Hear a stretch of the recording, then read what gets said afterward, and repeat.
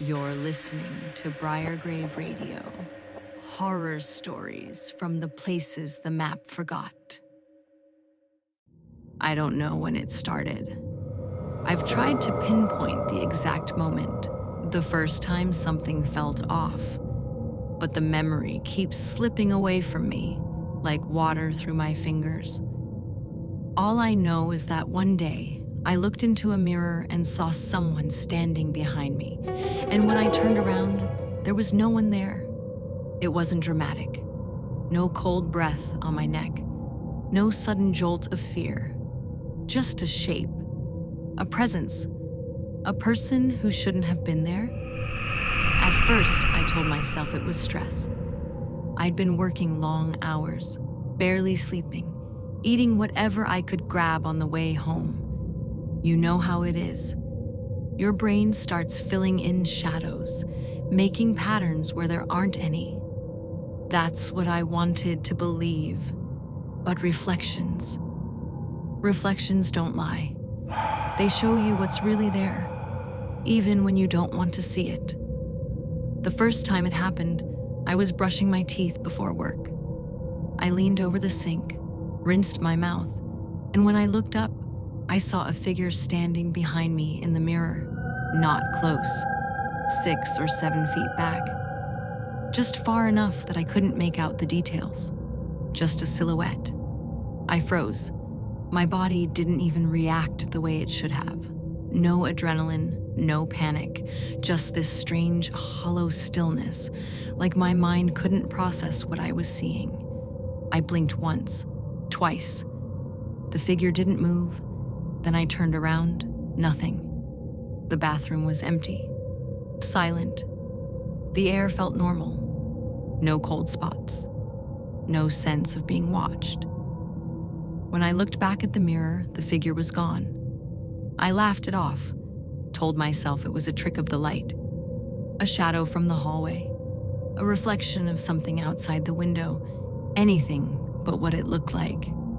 But the next morning, it happened again, and the morning after that. And then it started happening in other places. Store windows, car mirrors, darkened TV screens. Always the same shape. Always standing just behind me. Always gone when I turned around. I didn't tell anyone. Not at first. I didn't want to sound crazy. I didn't want to admit that something might be wrong with me. But after a week of seeing it every single day, I finally mentioned it to my friend Mark. We were sitting in his living room, watching a game. During a commercial break, I caught my reflection in the black screen of the TV. The figure was there again, closer this time, maybe 4 feet behind me. I flinched. Mark noticed. "You good?" I hesitated. "Yeah, just thought I saw something." He paused the TV. "Like what?" I didn't want to say it, but the words came out anyway. "Someone behind me." He laughed, surprised but not mocking. "Dude, there's no one here but us." I know, it's just, I keep seeing someone in reflections. Not in real life, just in mirrors, windows, stuff like that. He stared at me for a long moment, his expression shifting from amusement to concern. "You been sleeping okay?" "Not really." "That'll do it. Sleep deprivation messes with your head." I wanted to believe him. I really did. But something in his voice, some subtle shift, told me he didn't fully believe what he was saying. And then, something happened that neither of us could explain. While we were talking, the TV screen flickered, just for a second. A quick, glitchy flash. And in that flash, I saw the figure again. Not behind me this time. Behind him. I didn't say anything. I didn't want to scare him. But I must have gone pale, because he frowned and asked, "What?" I shook my head. "Nothing. Just tired." He didn't push it, but he didn't unpause the TV either. He just stared at the blank screen, like he was waiting for it to flicker again. That night, I barely slept. Every time I closed my eyes, I felt like someone was standing next to the bed, not touching me, not breathing on me, just there, watching. I kept turning on the lamp, checking the room, checking the closet, checking the hallway. Nothing. But every time I looked in the mirror on my dresser, the figure was there. Closer. Always closer. By the end of the week, I couldn't look at any reflective surface without bracing myself. I covered the mirrors in my apartment. I turned off the TV. I avoided windows at night. But reflections are everywhere. Car doors, metal appliances, even the surface of a cup of coffee if the light hits it right.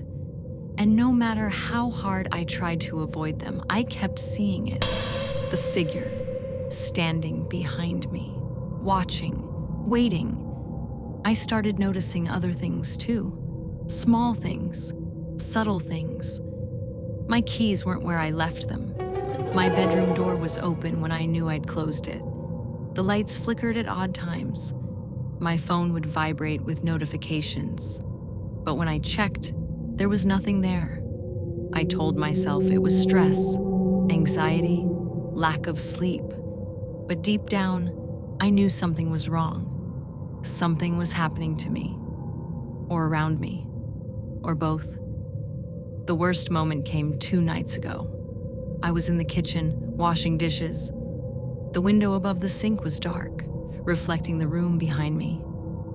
I tried not to look at it, but my eyes drifted up anyway.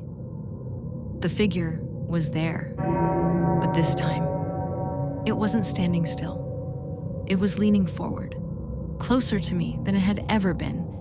Its head was tilted, like it was studying me, like it was trying to understand something about me. I couldn't see its face. There was no face, just darkness. But I could feel its attention. Heavy, focused. I dropped the plate I was holding. It shattered in the sink. I spun around, heart pounding. Nothing. The kitchen was empty. But when I looked back at the window, the figure was still there, closer, right behind me. I stumbled backward, knocking over a chair. My breath came in short, sharp gasps. I couldn't look away. The figure didn't move, didn't blink, didn't breathe. And then it lifted its hand, slowly, deliberately, and placed it on my shoulder. I didn't feel anything, no pressure, no touch. But in the reflection, its hand was resting on me, and I realized something that made my blood run cold. Its hand was exactly where my mother used to place hers when she stood behind me as a kid. The same angle, the same height, the same gentle, familiar position. I turned around so fast I nearly fell. No one was there, but the air smelled faintly like her perfume. A scent I haven't smelled in years. A scent that shouldn't exist anymore. I didn't sleep at all that night. And now I'm starting to wonder if the figure is trying to show me something, or warn me, or remind me of something I've forgotten. Because earlier today, something happened that I can't explain. I was in the bathroom, splashing water on my face, trying to wake myself up. When I looked into the mirror, the figure wasn't behind me. It was standing beside me, closer than ever. And for the first time, I saw its face. Not clearly, not fully, but enough. Enough to know that it looked like someone I used to know. Someone I haven't thought about in years. Someone I'm not sure ever really left. And when I blinked, the figure leaned in. So close, its face nearly touched mine, and whispered something I still can't get out of my head. Remember. The word echoed in my head long after the figure vanished. Remember. It clung to the inside of my skull like something alive, something with weight, something that didn't want to leave. I stood there in the bathroom, gripping the counter until my knuckles went white, trying to steady my breathing. the mirror was empty again. Just me. Just my tired eyes staring back at me like they were waiting for me to understand something I wasn't ready to face. I left the bathroom light on that night. I didn't even try to sleep. I lay in bed staring at the ceiling, listening to the quiet hum of the apartment, waiting for something, anything, to move. Every time I blinked, I saw that silhouette behind my eyelids. Every time I closed my eyes for more than a second, I felt like someone was leaning over me, watching. At some point, exhaustion dragged me under. And that's when the dream started. I was standing in a hallway lined with mirrors. Not a normal hallway. This one stretched on forever, disappearing into darkness. The mirrors were tall, old, framed in tarnished silver. Each one reflected me, but not the way mirrors should. In every reflection, the lighting was wrong. The angles were wrong. The shadows were wrong. And in every single one, the figure was there. Sometimes behind me, sometimes beside me, sometimes so close its head nearly touched mine. In one reflection, it wasn't behind me at all. It was standing in front of me, its face inches from mine.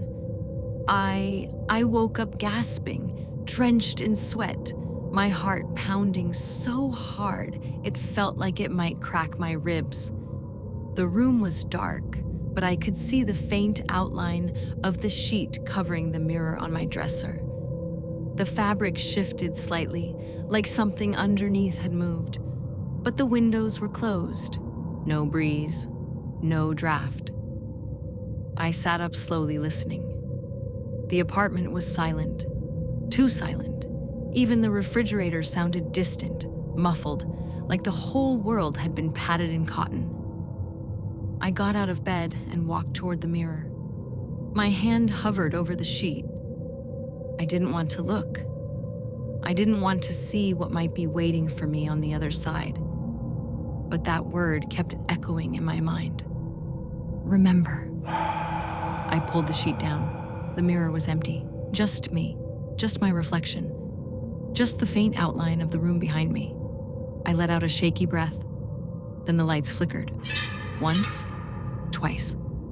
And in the brief darkness between the flickers, I saw it. The figure, standing directly behind me. When the lights came back on, it was gone.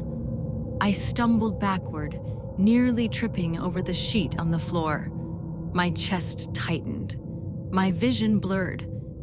I grabbed the edge of the dresser to steady myself. I couldn't keep doing this. I couldn't keep pretending it was stress, or lack of sleep, or some trick of the mind. Something was happening to me. Something I couldn't explain. Something I couldn't escape. I needed answers. So I did something I hadn't done in years. I called my sister. She picked up on the second ring. Hey, everything okay? I hesitated. Not really. She sighed softly. What's going on? I didn't know how to say it. How do you tell someone you're seeing a figure in every reflection you look at?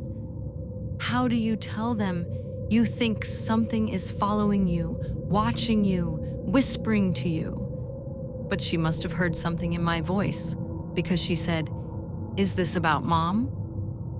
I froze. What? You've been acting weird ever since the anniversary. I figured it was hitting you harder this year. I swallowed hard. What anniversary? There was a long pause. Daniel, it's been 10 years. My mouth went dry. 10 years since what? Another pause. Longer this time? Since the accident. I felt the room tilt slightly, like the floor had shifted under my feet. What accident? She exhaled shakily. You don't remember? It wasn't a question. I sat down on the edge of the bed, my hands trembling. Just tell me. She hesitated, and for a moment, I thought she wasn't going to say anything. But then she spoke, her voice soft and careful, like she was afraid the words might break me. You were in the car with her. You were the only one who survived. My breath caught in my throat. No, no, that wasn't right. I remembered my mother dying of an illness. I remembered hospital visits. I remembered her fading slowly, not suddenly. But memory is a strange thing. It bends, it shifts, it protects you from things you can't handle. Daniel, my sister said gently, you hit your head hard. You were unconscious for 2 days. When you woke up, you didn't remember the crash. The doctors said it might come back eventually, but it never did. I pressed a hand to my forehead. A dull ache pulsed behind my eyes. Why didn't you tell me? We tried. You shut down every time we brought it up. You'd get confused, angry, scared. The therapist said forcing it could make things worse. I closed my eyes. Remember, the whisper wasn't a warning. It was a reminder, a memory trying to claw its way back to the surface. Daniel, my sister said softly, are you okay? I didn't answer, because in that moment I saw something in the mirror across the room. Not the figure, not the shadow. My mother, standing behind me.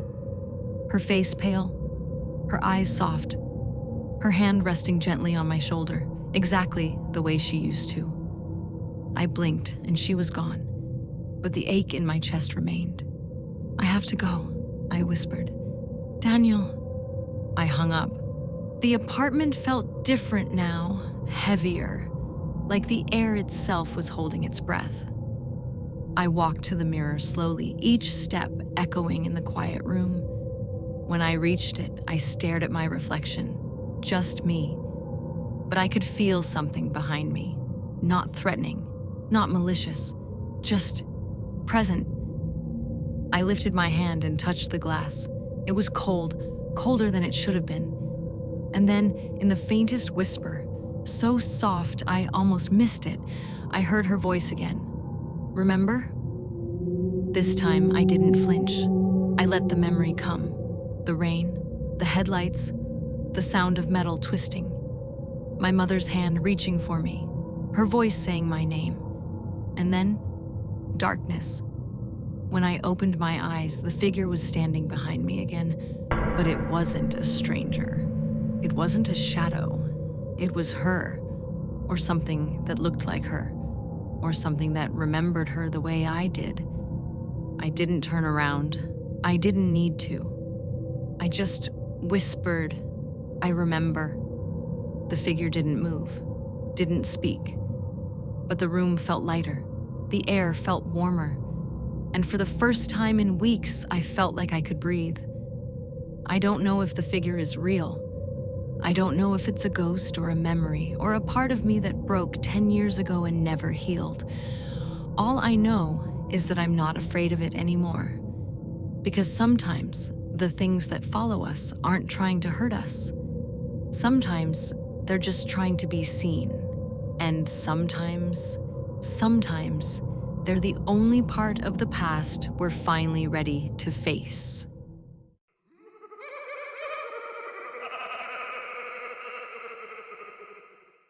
This has been Briargrave Radio. If tonight's story stayed with you, subscribe before the next signal comes through. And remember, not every place wants to be found.